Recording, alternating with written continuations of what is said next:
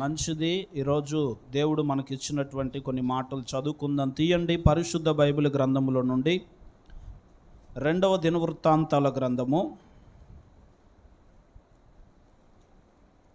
దినవృత్తాంతాల 2వ గ్రంథము 17వ అధ్యాయం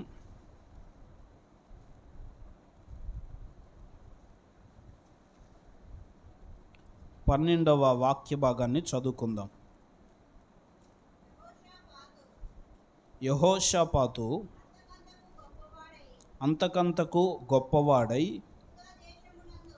యూదా దేశమునందు కోటలను సామాగ్రిని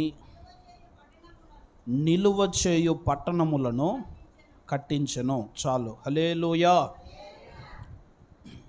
తీశారా? అందరూ తీశారా? చదువుతున్నాను, మరలా జాగ్రత్తగా వినండి.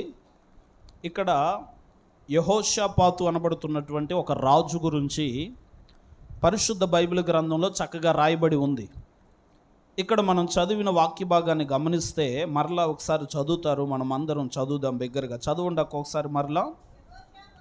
యెహోషాపాతు అంతకంతకు గొప్పవాడై యూదా దేశమునందు కోటలను సామాగ్రిని నిలువ చేయు పట్టణములను కట్టించెను. నాతో పాటు అందరు కలిసి చెప్పండి, ఎవరు నోరు దాచిపెట్టుకోవద్దు, నాతో పాటు కలిసి చెప్పండి.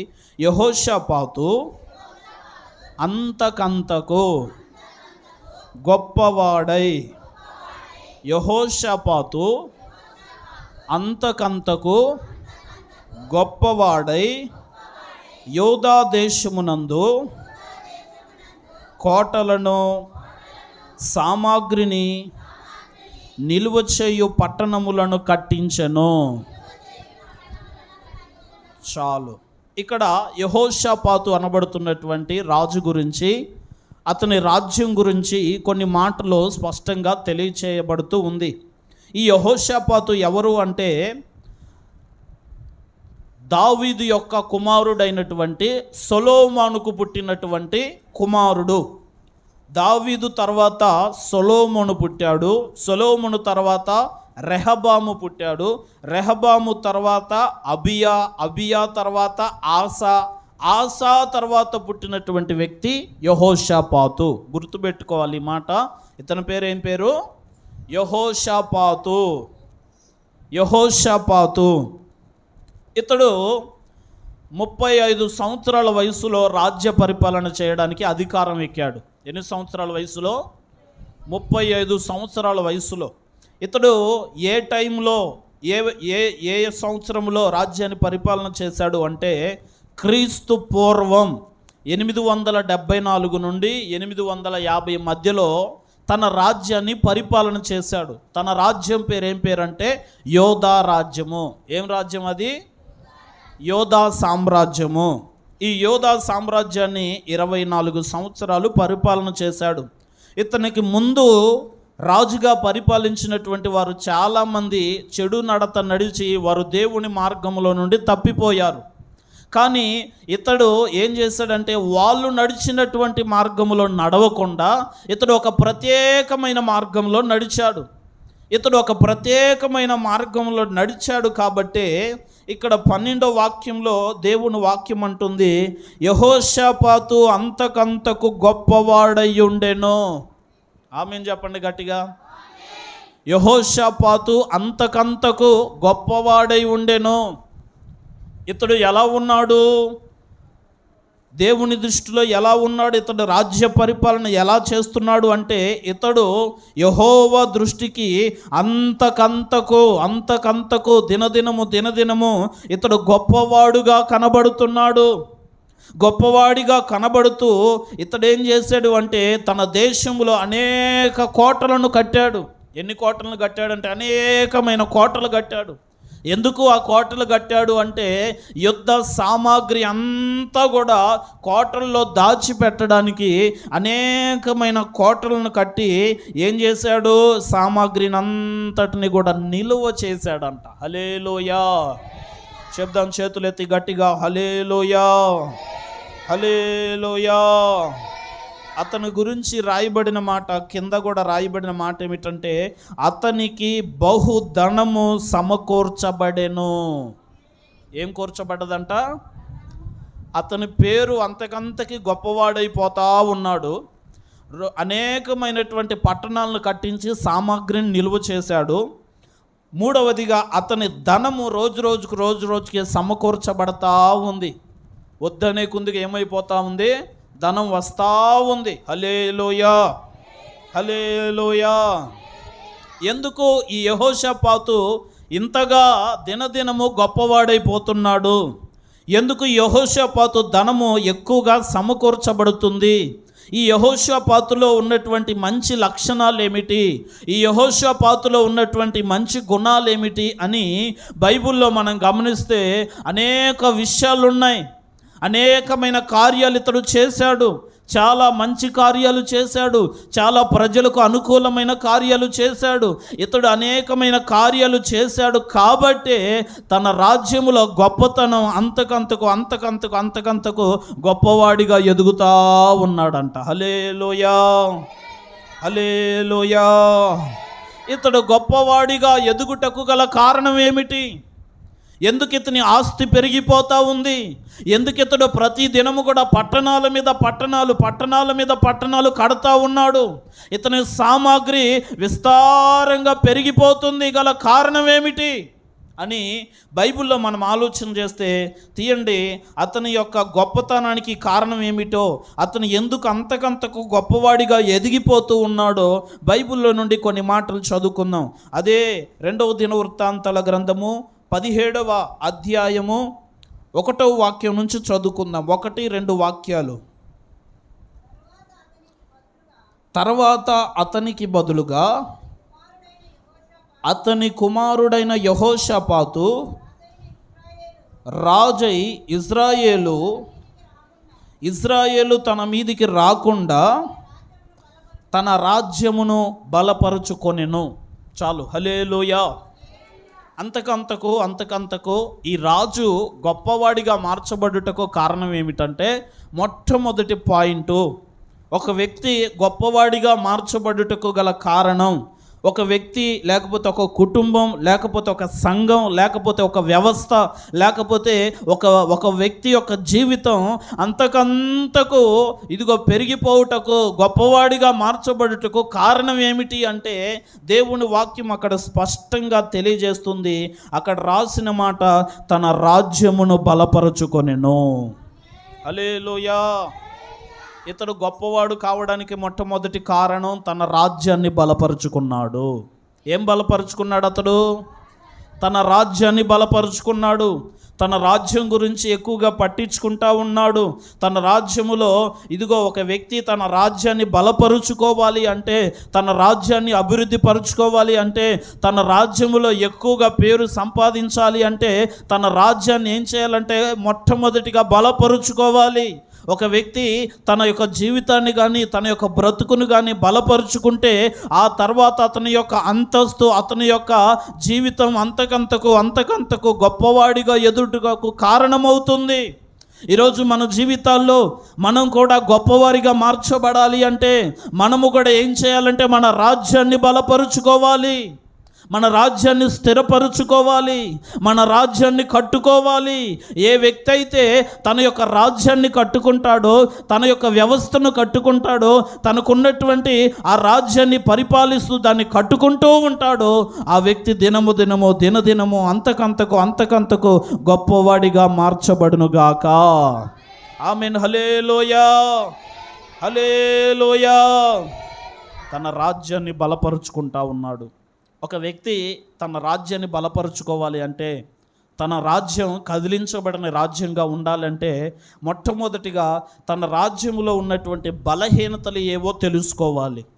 తన రాజ్యములో ఉన్నటువంటి బలహీనతలు ఏవో తెలుసుకుంటే ఆ బలహీనతలన్నీ పోతే ఆ తర్వాత రాజ్యం అదే స్థిరపరచబడుతుంది, ఆ తర్వాత రాజ్యం అదే బలపరచబడుతుంది.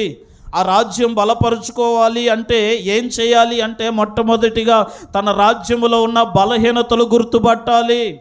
తన రాజ్యములో ఉన్నటువంటి బలహీనతను చూసుకున్నప్పుడు ఆ తర్వాత ఆ బలహీనతలన్నీ తొలగిపోయిన తర్వాత తన రాజ్యం ఏమవుతుందంటే బహుగా బలపరచబడుతుంది. హల్లెలూయా, హల్లెలూయా. రాజ్యం బలపరచబడాలి అంటే మొట్టమొదటిగా దానిలో ఉన్న లోపాలు తెలుసుకోవాలి. లోపాలు తెలుసుకున్నప్పుడే రాజ్యం బలపడుతుంది. రాజ్యం బలపడినప్పుడు అతని యొక్క గొప్పతనం అంతకంతకు పెరిగిపోతూ ఉంటుంది. రాజ్యం బలపడాలి అంటే బలహీనత తెలుసుకోవాలి. దేవునికి స్తోత్రం కలుగునుగాక. ఆమేన్, హల్లెలూయా. బలహీనతలు తెలుసుకున్నప్పుడే బలపరచబడగలుగుతాం. మనలో ఉన్న లోపాలు తెలుసుకున్నప్పుడే మనం సరిచేయబడగలుగుతాం. బలహీనతలు బలపరుచుకోకుండా, బలహీనతలు సరిచేసుకోకుండా ఉంటే మన రాజ్యం బలపడదు, మనము గొప్పవారిగా మార్చబడం. బలహీనతలు తెలుసుకోవాలి. ప్రతి వ్యక్తి జీవితంలో దేవుని బిడ్డలారా ఒక్కొక్కరిలో ఒక్కొక్క రకమైనటువంటి బలహీనతలు ఉంటాయి. ఒక్కొక్కరిలో ఒక్కొక్క రకమైనటువంటి బలహీనతలు ఉంటాయి. బైబిల్లో మనం చూస్తే చాలామంది జీవితాల్లో బలహీనతలు ఉన్నాయి. అనేక బలహీనతల చేత వాళ్ళు కృంగిపోతూ ఉన్నారు. వారు కృంగిపోయి ఆ బలహీనతలోనే మగ్గిపోతూ ఉన్నారు. కాబట్టి వారికి గొప్పతనం రాలేదు, వారు అంతకంతకు అభివృద్ధి చెందలేదు. అభివృద్ధి చెందాలి అంటే బలహీనతలు తొలగించుకోవాలి. హల్లెలూయా. చూడండి, బైబిల్లో మనందరికీ తెలుసు, పోయిన వారం వాక్యం చెప్పుకున్నట్టుగా మార్త అనబడుతున్నటువంటి ఒక తల్లి. ఈ తల్లి ఏముంది, ఈ తల్లిగారి జీవితం ఎలాగుంది? మన సంఘంలో ఉన్న మార్త కాదు, బైబిల్లో ఉన్నటువంటి మార్త తల్లి గురించి మనం మాట్లాడుకుంటున్నాం. ఈ బైబిల్లో ఉన్నటువంటి ఈ మార్త ఏం చేస్తుంది? యేసు ప్రభు దగ్గరకు వచ్చి, ప్రభువా నేను ఇలాగ ఒక్కదాన్నే కష్టపడతా ఉంటుంటే నీకేమైనా దిగులు లేదా, నీకేమైనా చింత లేదా అని యేసు ప్రభు దగ్గరకు వచ్చి ఏం మాట్లాడుతుంది? నీకు దిగులు లేదా, నీకు చింత లేదా అని ప్రభుతో మాట్లాడుతూ ఉంది. ప్రభు ఆమెను చూసి ఏమన్నాడు తెలుసా? మార్తా మార్తా, నీవు అనేకమైన పనులు పెట్టుకున్నావు, ఆ పనులు పెట్టుకొని నువ్వు తొందరపడుతున్నావు. తొందరపాటు అనేది ఒక బలహీనత. హల్లెలూయా, హల్లెలూయా. చూడండి, కొంతమంది ప్రతి విషయానికి తొందరపడుతూ ఉంటారు, కోప్పడుతూ ఉంటారు, ఆలోచన లేకుండా కోప్పడుతూ ఉంటారు. తొందరపడి వారికి ఉన్నటువంటి బలహీనత ఏమిటయ్యా అంటే, వారికి ఉన్నటువంటి బలహీనతే తొందరపాటు. ఆ తొందరపాటు అనే బలహీనత నీలో నుండి తొలగిపోవాలి. ఆ తొందరపాటు అనే బలహీనత నీలో ఉన్నప్పుడు అది నిన్ను ఏలుబడి చేస్తూనే ఉంటుంది. ఆ తొందరపాటు అనే బలహీనత నీలో ఉన్నప్పుడు నీ ద్వారా ఆశీర్వాదం రాకుండా అది కప్పివేస్తుంది. ఆ తొందరపాటు అనే బలహీనత ఏమైపోవాలంటే తొలగిపోవాలి. హల్లెలూయా, హల్లెలూయా. చూడండి, బైబిల్లో పేతురు కూడా యేసు ప్రభుతో పాటు తిరిగాడు. పేతురు అనేక వాక్యాలు ఉన్నాడు, అనేక అద్భుతాలు చూశాడు యేసు ప్రభుతో పాటు పేతురు. కానీ పేతురు యేసు ప్రభు గెత్సెమనే తోటలో ప్రార్థన చేసుకోవటానికి, ప్రార్థన అయిపోయింది, తిరిగి లేచి వస్తూ ఉంటుంటే ఎదురుగా సైనికులు వచ్చారు. సైనికులు వచ్చి యేసు ప్రభును పట్టుకొని పోతున్నారు అనగానే వెంటనే తొందరపడి తన చేతిలో ఉన్నటువంటి కత్తి తీసుకొని ఒక వ్యక్తి చెవిని తెగ నరికేశాడు. హల్లెలూయా. తొందరపాటుతనం ద్వారా అనేక నష్టాలు జరుగుతాయి. అది నీకు కనబడదు, అది నీకు తెలియదు. కానీ ఆ తొందరపాటుతనం అనేది నీలో ఉన్నటువంటి ఒక బలహీనత. ఆ తొందరపాటుతనం అనేది ఒక బలహీనత. ప్రభు ఏమంటున్నాడు పేతురుని చూసి, పేతురు, కత్తి పట్టిన వాడు కత్తితోనే పోతాడయ్యా. నీకు అనేక సార్లు వాక్యాలు చెప్పాను కదా, అనేక విషయాలు నాతో పాటు ఉండి నేర్చుకున్నావు కదా. ప్రార్థన రాదంటే ప్రభువా ప్రార్థన ఎలా చేయాలో చెప్పయ్యా అని నేర్చుకున్నావు కదా. ఇదిగో నా తమ్ముడు 7 సార్లు తప్పు చేశాడు నా ఎడల, వాడిని ఎంతవరకు క్షమించాలి అని అడిగితే ఇదిగో 77 మార్లు మట్టుకు క్షమించాలని చెప్పాను కదా. ఇన్ని మాటలు విన్నటువంటి నీవు, ఇంత వాక్యం విన్నటువంటి నీవు, ఇదిగో పేతురు తొందరపడ్డావు ఎందుకు? కత్తి పట్టినవాడు కత్తితోనే పోతాడు.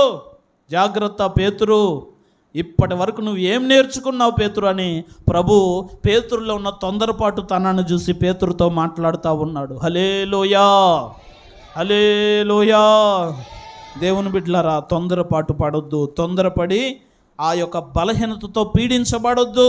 తొందరపాటు అనేది తగ్గించుకోవాలి. తొందరపాటు అనేది ఉండకూడదు.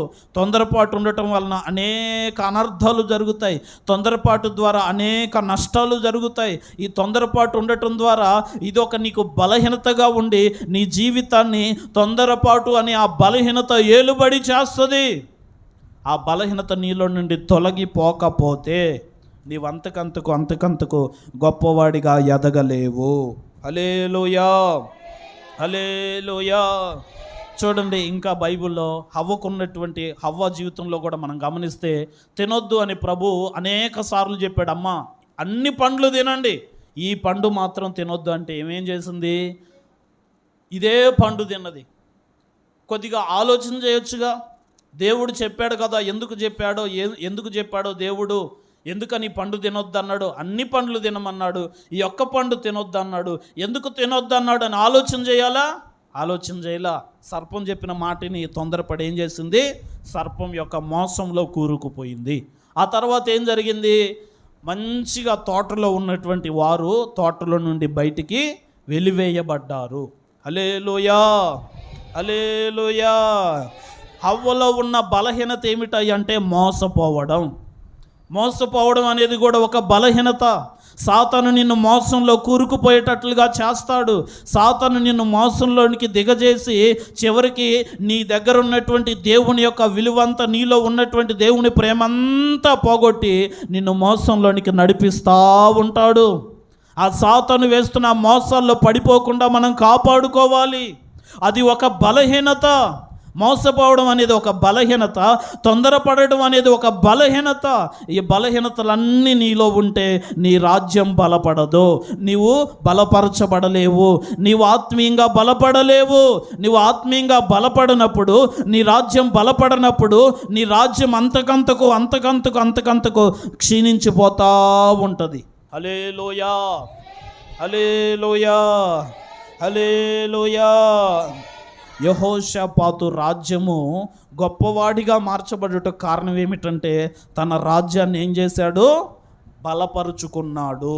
దేవునికి స్తోత్రం కలుగును గాక. హల్లెలూయా. ఇంకా బైబిల్లో మనం చూస్తే అబీగయీలు వారి యొక్క భర్త గారి పేరు నాబాలు. నాబాలు అనే వ్యక్తి గురించి మనందరికీ తెలుసు, చాలాసార్లు చెప్పుకున్నాం. ఈ నాబాలు వ్యక్తి కూడా ఎలాంటి వాడు అంటే తొందరపడి మూర్ఖంగా మాట్లాడుతూ ఉంటాడు. మంచేదో చెడేదో తెలుసుకోకుండా తొందరపడి మూర్ఖంగా మాట్లాడేస్తూ ఉంటాడు. మూర్ఖంగా మాట్లాడేసి తర్వాత ఏమైపోయింది అంటే తను మూర్ఖంగా మాట్లాడిన ఆ మాటను బట్టి ఇదిగో దావీదు 450 మందిని కత్తులు తీసుకొని, ఖడ్గాలు తీసుకొని తన మీదకు యుద్ధం చేయడానికి వస్తూ ఉన్నాడు.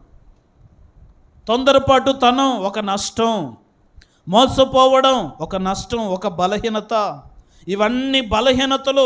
నీలో ఆ బలహీనతలు తొలగిపోకపోతే నీ రాజ్యం బలపడదు, నువ్వు గొప్పవాడిగా మార్చబడలేవు. హల్లెలూయా, హల్లెలూయా. చెప్దాం గట్టిగా, హల్లెలూయా.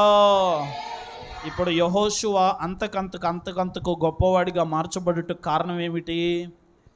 తన రాజ్యాన్ని బలపరుచుకున్నాడు. రాజ్యం బలపడాలంటే ఏం చేయాలి? రాజ్యములో ఉన్న బలహీనతలు పోవాలి. ఆ బలహీనతలు పోయినప్పుడు రాజ్యం బలపడుతుంది. రాజ్యం బలపడినప్పుడు గొప్పవాడిగా మార్చబడతాడు. దేవునికి స్తోత్రం కలుగును గాక. మరొక మాటను తీయండి. అంతకంతకు గొప్పవాడిగా మార్చబడుటకు గల రెండవ కారణం, అదే 2వ దినవృత్తాంతాల గ్రంథము 17వ అధ్యాయము 2వ వాక్యాన్ని చదువుకుందాం. అతడు యోధా దేశములోని ప్రాకారపురములన్నిటి యందును సైన్యములను ఉంచి యోధా దేశమందును తన తండ్రి అయిన ఆస పట్టుకొనిన ఎఫ్రాయిము పట్టణముల యందును కావలి బలములను ఉంచెను. రెండవది కావలి బలములను ఉంచెను. చెప్పండి అందరూ, రెండవది ఏమిటి? కావలి బలములను ఉంచాడు. కావలి బలం అంటే ఏమిటి? కావలి అంటే కాపుదల. తన రాజ్యం మీదకి ఎవరైనా వస్తున్నారు అనేసి కాపలాదారుల్ని పెడతారు. పెద్ద పెద్ద కోటలు కట్టి కోటల మీద నిలబడి ఈ కాపలాదారులు ఏం చేస్తారు? రాత్రి పగళ్ళు నిద్ర లేకుండా శత్రువు ఏమన్నా ఇదిగో మన సామ్రాజ్యంలోనికి ప్రవేశిస్తున్నాడేమో, శత్రువు కానీ దొంగలు కానీ ఎవరైనా మన సామ్రాజ్యంలోకి ప్రవేశిస్తున్నారేమో అనేసి కావలి వారు ఏం చేస్తారు? రాత్రి పగలు కాపలా కాస్తా ఉంటారు. మన రాజ్యంలోనికి ఎవ్వరు బయట వారు రాకుండా ఉండాలని రాత్రి పగలు కాపలా కాస్తా ఉంటారు కావలి వారు. అయితే ఈ కావలి వారికి ఏం చేశాడు ఇతను అంటే కావలి బలములను ఉంచాను. ఏ బలాలను ఉంచాడంట? కావలి వారిని బలంగా ఉంచాడు. కావలికి ఎంత బలం అయితే సమకూర్చాలో అంత బలం సమకూర్చాడంట. హల్లెలూయా, హల్లెలూయా. కావలి బలములను సమకూర్చాడు, లేకపోతే కావలి బలాలను ఉంచాడు. ఏమిటి ఈ కావలి బలం అంటే? దేవుని బిడ్డలారా గమనించండి. ఈరోజు దేవుని నమ్ముకొని దేవుని సన్నిధికి వస్తున్నటువంటి నీ తలంపులకు ఒక కావలి ఉండాలి, నీ హృదయానికి ఒక కావలి ఉండాలి, నీ నోటికి ఒక కావలి ఉండాలి. కావలివాడు లేకపోతే శత్రువు నీలోనికి వచ్చేస్తాడు. ఆ శత్రువు నీలోనికి వచ్చినప్పుడు నీలో ఉన్నటువంటి వాటన్నిటిని కూడా ఇదిగో పాడు చేసి వాటన్నిటిని కూడా చెడగొట్టి నీ సామ్రాజ్యాన్ని వాడు ఆక్రమిస్తూ ఉంటాడు. అందుకనే కావలి బలం అనేది చాలా అవసరం. రెండవదిగా యెహోషాపాతు తను గొప్పవాడిగా మార్చబడుటకు అంతకంతకు గొప్పవాడై ఉండుటకు కారణం ఏమిటంటే కావలి వారిని బలంగా ఉంచాడు, బలమైనటువంటి కావలి వారిని పెట్టాడు. హల్లెలూయా, హల్లెలూయా. ఈరోజు మనకు కావలి లాంటి వాడు మనకు కాపలా ఉండాలి. నీకు కావలివాడు లేకపోతే నీ కళ్ళు చెదిరిపోతాయి, నీ హృదయానికి కావలివాడు లేకపోతే నీ హృదయం చెడిపోతుంది, నీ నోటికి కావలివాడు లేకపోతే నీ నోరు చెడిపోతుంది. నీ నోరు ఆటోమేటిక్గా చెడిపోయిందంటే ఇదిగో ఆటోమేటిక్గా నిన్ను వాడు తన స్వాధీనంలోకి తీసుకొని వెళ్తాడు. ఆ తర్వాత నీలో ఉన్నటువంటి మంచి గుణాలన్నింటినీ చంపేసి నిన్ను పూర్తిగా నేలమట్టం వరకు అణిగిపోయేటట్లుగా చేస్తాడు కావలివాడు లేకపోతే. అందుకనే మన జీవితాల్లో మనకు కావాల్సింది ఎవరయ్యా అంటే కావలివారు కావాలి. హల్లెలూయా, హల్లెలూయా. ఈ కావలివారి గురించి చెప్పుకుంటే చాలా విషయాలు ఉన్నాయి బైబిల్లో. కావలివాడు తనకు కనబడింది తెలియజేస్తాడు. కావలివాడు ఇంకా అనేక విషయాలు శత్రువులు రాకుండా చూస్తాడు. కావలివాడికి రాత్రని ఉండదు, పగలని ఉండదు. ఎనీ టైం కూడా తనకు నియమించినటువంటి ఆ యొక్క రాజ్యం కొరకు కళ్ళు తెరిచి చూస్తూనే ఉంటాడు, శత్రువు రాకుండా చూస్తూనే ఉంటాడు. ఈరోజు మన జీవితాల్లో ఇదిగో కావలివాడు లేకపోతే శత్రువు మనలోనికి వస్తాడు. శత్రువు మనలోనికి వచ్చి మనలో ఉన్నటువంటి ఆ యొక్క సామ్రాజ్యాన్ని అంతటిని కూల్చేస్తాడు, మనలో ఉన్న పరిశుద్ధతను పాడు చేస్తాడు, మనలో ఉన్నటువంటి దైవ భక్తిని పాడు చేస్తాడు, మనలో ఉన్నటువంటి ప్రార్థనా జీవితాన్ని పాడు చేస్తాడు, మనలో ఉన్నటువంటి ఆత్మీయ జీవితాన్ని కూడా పాడు చేస్తాడు సాతానుడు. ఆ సాతానుడు నిన్ను పాడు చేయకుండా నువ్వు కాపాడబడాలి అంటే ఇదిగో నువ్వు అనేక మంది జీవితాల్లో ఇదిగో నిలిచి ఉండి నువ్వు స్థిరంగా సంఘములో బలంగా ఉండాలి అంటే నీకు కావలివాడు కావాలి, కావలి బలములు నీలో ఉండాలి. నువ్వు ఎప్పుడు కూడా ప్రతి అనుక్షణము నీకు కాపుదలగా కావలివాడు ఉండాలి. కావలివాడు లేకపోతే నీవు పాడైపోతావు. హల్లెలూయా, శబ్దం గట్టిగా హల్లెలూయా. మూడో మాటను చదువుకొని ముగించుకుందాం. చాలా విషయాలు ఉన్నాయి కానీ మూడో మాటను చెప్పుకుందాం. తీయండి, అదే దినవృత్తాంతాల గ్రంథం 17:3. యెహోవా అతనికి సహాయకుడై ఉండగా యెహోషాపాతు తన తండ్రి అయిన దావీదు ప్రారంభ దినములలో నడిచిన మార్గమందు నడుచుచు, చదవండి, బయలుదేవతను ఆశ్రయింపక తన తండ్రి దేవుణ్ణి ఆశ్రయించుచు ఇజ్రాయేలు వారి చర్యలను వెంబడింపక ఆయన ఆజ్ఞలను అనుసరించి నడిచెను. ఆయన ఆజ్ఞలను అనుసరించి నడిచెను. మూడవది ఏమిటి అంటే మూడో మాట, దేవుడే అతనికి సహాయకుడుగా ఉన్నాడు. గట్టిగా చెప్పండి హల్లెలూయా, హల్లెలూయా. అందరం చెప్దాం హల్లెలూయా. మూడవది, దేవుడే అతనికి సహాయకుడుగా ఉన్నాడు. అతని మీదకి యుద్ధం చేయడానికి ఎంతమంది వచ్చినా కూడా దేవుడే యెహోషాపాతుకు సహాయకుడుగా ఉన్నాడు. యెహోషాపాతుని దేవుడు వెన్నంటుండి నడిపిస్తూ ఉన్నాడు. యెహోషాపాతుకు దేవుడే ప్రతి విషయంలో సహాయం చేస్తున్నాడు. యెహోషాపాతుకి ఎవరి సహాయాన్ని కోరుకుంటున్నాడు అంటే దేవుని సహాయాన్ని కోరుకుంటున్నాడు. యెహోషాపాతు జీవితంలో ఎవరి సహాయం ఉందయ్యా అంటే దేవుని సహాయం ఉంది. దేవుని బిడ్డలారా గమనించండి, దేవుడే యెహోషాపాతుకు ప్రతి విషయంలో సహాయం చేస్తున్నాడు. ఆర్థిక విషయంలో దేవుడు సహాయం చేస్తున్నాడు, అప్పుల విషయంలో దేవుడు సహాయం చేస్తున్నాడు, రోగం విషయంలో దేవుడు సహాయం చేస్తున్నాడు, బలహీనతల విషయంలో దేవుడు సహాయం చేస్తున్నాడు. యెహోషాపాతుకు అన్ని విషయాల్లో దేవుడే సహాయకుడిగా ఉన్నాడు. ఆమేన్. హల్లెలూయా, హల్లెలూయా. మన జీవితాల్లో దేవుడే మనకు సహాయం చేయునుగాక. ఆమేన్. మనకి ఎలాంటి పరిస్థితులైనా రాని, కృంగిపోయే పరిస్థితులైనా రాని, దిగజారిపోయే పరిస్థితులైనా రాని, ఎలాంటి పరిస్థితి వచ్చినా మనం ఎవరి సహాయాన్ని కోరుకోవాలి? దేవుని సహాయాన్ని కోరుకోవాలి. నేనంట మనుషుల సహాయం కోరుకుంటే వ్యర్థమే, ఏం ఉపయోగం ఉండదు. అర్థమవుతుందా? బంధువుల సహాయం కోరుకున్నా వ్యర్థమే, ఎవరి సహాయం కోరినా వ్యర్థమే. కానీ దేవుని సహాయాన్ని కోరినవాడు ఎన్నడూ కృంగిపోడు. దేవుని సహాయాన్ని కోరుకున్న వాడికి ఎప్పుడు కూడా దేవుని సహాయం అందుతూనే ఉంటుంది. ఆమేన్. హల్లెలూయా. అందుకని దేవుని సహాయాన్ని కోరుకోవాలి. యెహోషువ గొప్పవాడైపోవడానికి గల కారణం ఏమిటంటే మూడవదిగా దేవుడే తనకు సహాయం చేస్తూ ఉన్నాడు. ఆమేన్.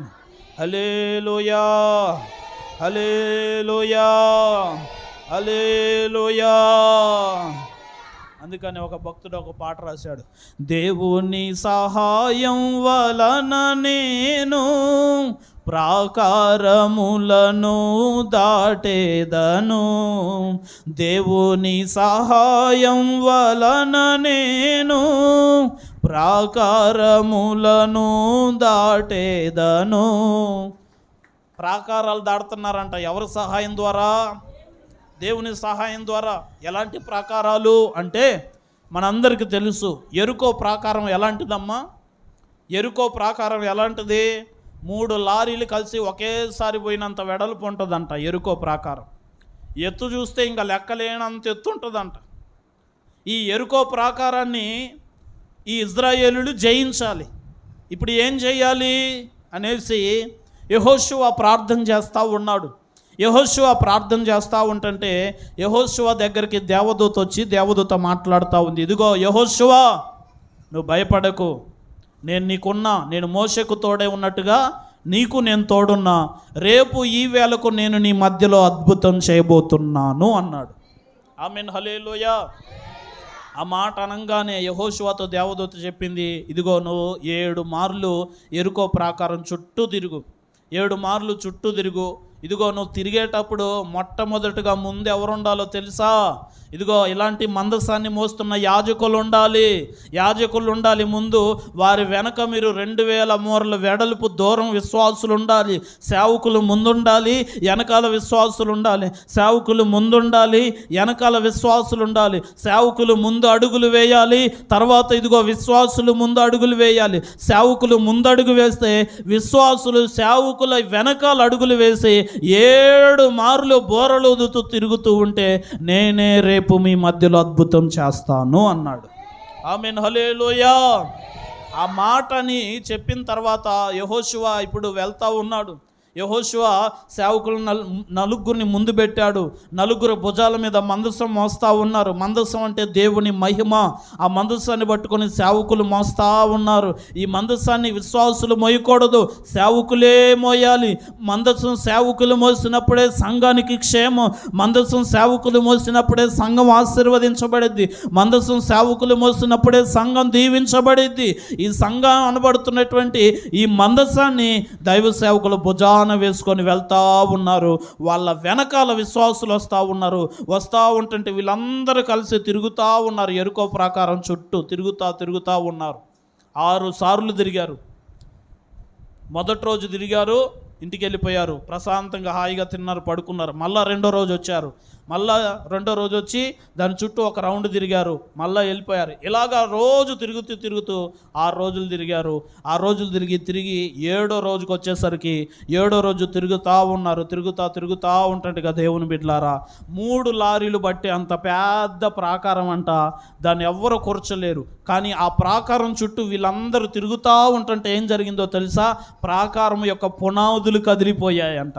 ఆ పునాదులు కదిలిపోయి అంత ఎత్తుగా ఉన్నటువంటి ఆ ప్రాకారం, అంత వెడల్పుగా ఉన్నటువంటి యెరికో ప్రాకారం అంట ఒక్కసారిగా వారు తిరగగానే అమాంతం నేల మట్టుకు కూలిపోయిందంట. ఆమేన్, హల్లెలూయా. ఇది సహాయం ఎవరు చేశారు? యెహోషువకు దేవుడే చేశాడు. దేవుని ద్వారా మాత్రమే ఇలాంటి కార్యాలు జరుగుతాయి. ఇది మనుషులకు అసాధ్యం. ఈ 7వ మారు తిరగంగానే యెరికో ప్రాకారం, ఎత్తుగా ఉన్న ప్రాకారం అమాంతం నేల మట్టు కనిగిపోయిందంట. హల్లెలూయా, హల్లెలూయా.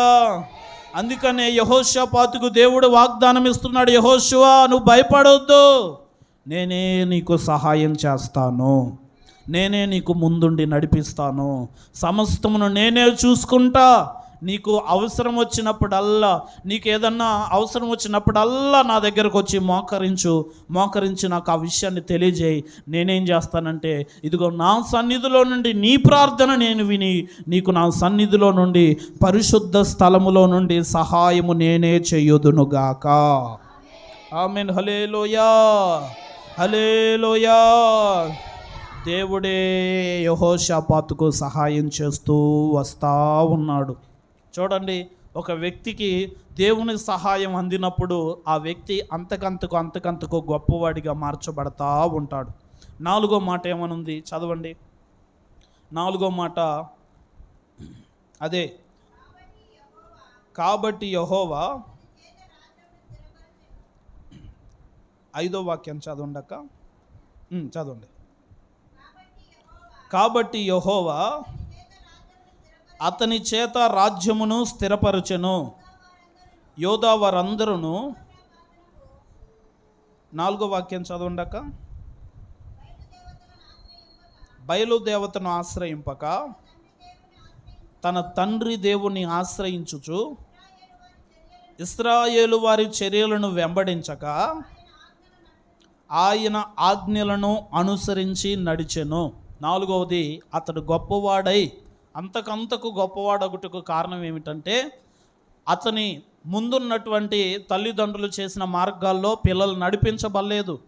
మరి ఏం చేశారయ్యా అంటే, దేవుని ఆజ్ఞల మార్గములో నడిపించబడ్డారు. దేవుని ఆజ్ఞల మార్గం అంటే దేవుని వాక్యానుసారంగా నడిపించబడ్డారు.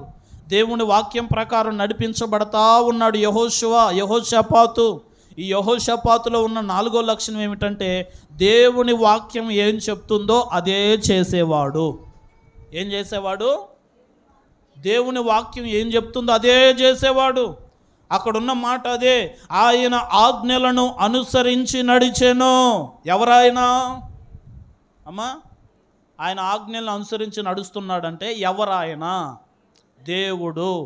దేవుని ఆజ్ఞలను అనుసరిస్తే ఏం చేస్తున్నాడంట? నడిపించబడతా ఉన్నాడంట. హల్లెలూయా. శబ్దం గట్టిగా హల్లెలూయా. నీవు ఎవరి ఆజ్ఞల మార్గంలో నడిపించబడాలి? నాకు దేవుడు ఒక వాక్యం ఇచ్చాడండి, నేను ఆ వాక్యం పట్టుకొని నా ఇష్టం వచ్చినట్టుగా నడుస్తా అంటే నాకు కుదిరిద్దా? కుదరదు. దేవుడు నీకేం తెలియజేశాడు? వారం దేవుడు ఏం వాక్యం వినిపిస్తున్నాడు, నీకు ఏం నేర్పిస్తున్నాడు, ఏం వింటున్నారు, దాని ప్రకారం నడిపించబడాలి. ఆమేన్, హల్లెలూయా. దేవుని వాక్యం ఏం చెప్తుంది? కొర్నేలు తన కుటుంబం అందరూ కలిసి మందిరానికి వచ్చి ఆరాధన చేసుకునేవాళ్ళు. కొర్నేల్లో ఉన్న 2వది, అంత దాన ధర్మాలు చేసేవాడు. కొర్నేల్లో ఉన్న 3వ లక్షణం ఏమిటి? ఎల్లప్పుడూ ప్రార్థన చేసేవాడు. దేవునికి స్తోత్రం కలుగును గాక.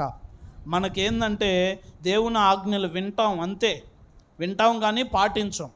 హల్లెలూయా. వినుట మట్టుకే వింటాం. అందుకని యేసు ప్రభువారు ఆ మత్తయి సువార్తమానంలో ఒక మాట రాశాడు, ఈ ప్రజలు కన్నులుండి చూడలేరంట. ఏందంట?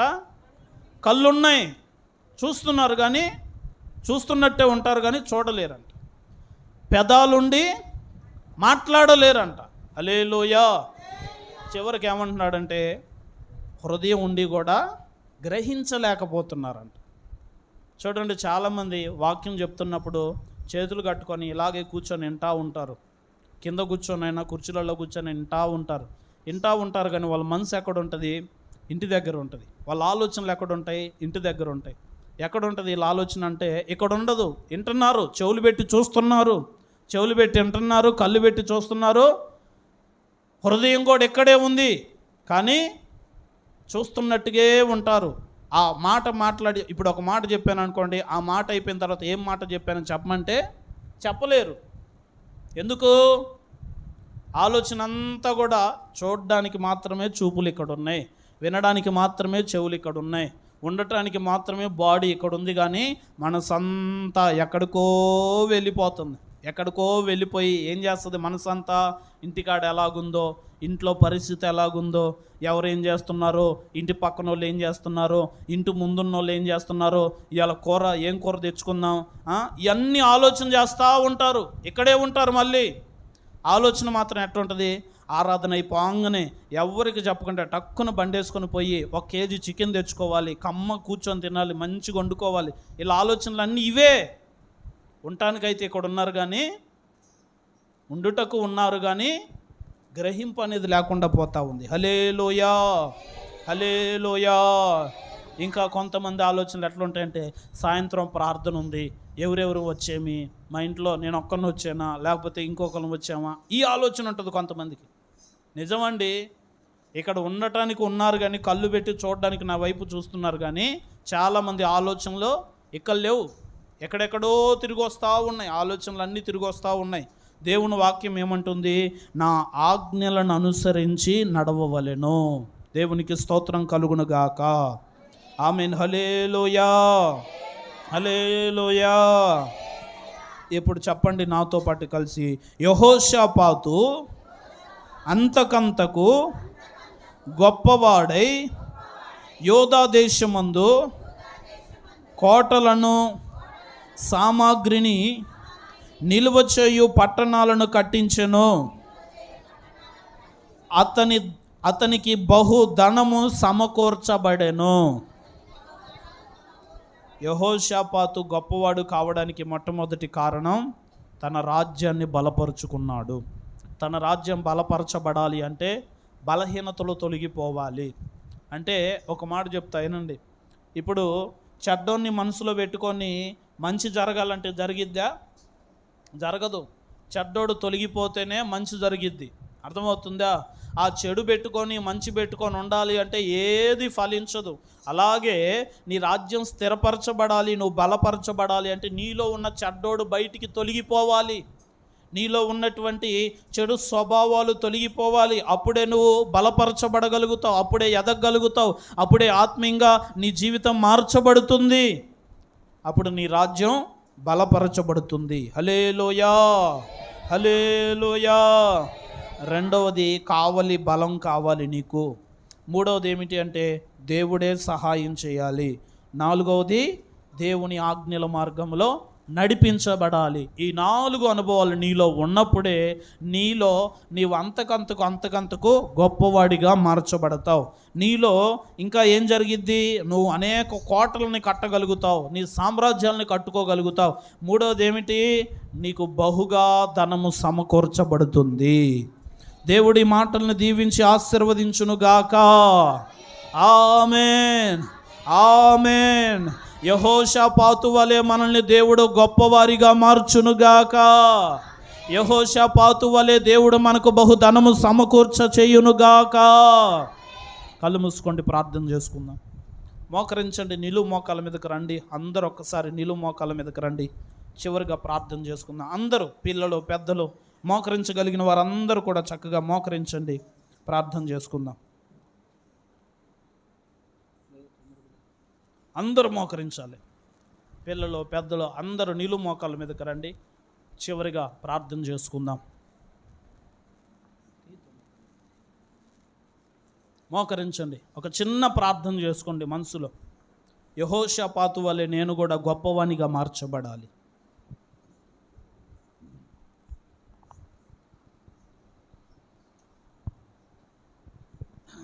కళ్ళు మూసుకొని మోకరించి ఆకాశం వైపు చేతులెత్తి 2 నిమిషాలు విన్న వాక్యం ప్రకారం ప్రార్థన చేసుకోనండి.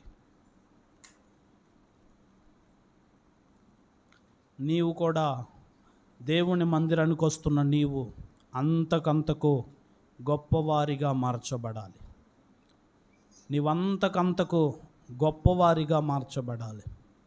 యెహోషాపాతు గొప్పవాడుగా మార్చబడుటకు గల కారణం 1, తన రాజ్యాన్ని బలపరుచుకున్నాడు. 2, కావలి బలాన్ని ఉంచాడు. 3, దేవుడే అతనికి సహాయం చేస్తూ ఉన్నాడు. 4, దేవుని ఆజ్ఞల మార్గములో నడిపించబడతా ఉన్నాడు. దేవుని ఆజ్ఞల మార్గములో నడిపించబడతా ఉన్నాడు. ప్రార్థన చేసుకుందాం. ప్రార్థన. నీలో ఉన్న తొందరపాటు అనే బలహీనత పోవాలి. నీలో ఉన్నటువంటి మూర్ఖత్వం అనే బలహీనత పోవాలి. నీలో ఉన్నటువంటి మోసపోయే ఆ బలహీనత తొలగిపోవాలి. నీలో ఉన్నటువంటి ప్రతి బలహీనత తొలగిపోవాలి. ఈరోజే తొలగిపోవాలి. అది నీలో నుండి తొలగిపోయినప్పుడే నీవు బలపరచబడగలుగుతావు. నువ్వు ప్రార్థన చేయగలుగుతావు. నువ్వు స్థిరంగా దేవునిలో నిలబడగలుగుతావు. బలహీనతలు విడిచిపెట్టు ప్రభు అని ప్రార్థన చేయి. నీలో ఏ బలహీనత ఉన్నదో దాన్ని ప్రభు సన్నిధిలో ఒప్పుకో ఇప్పుడే.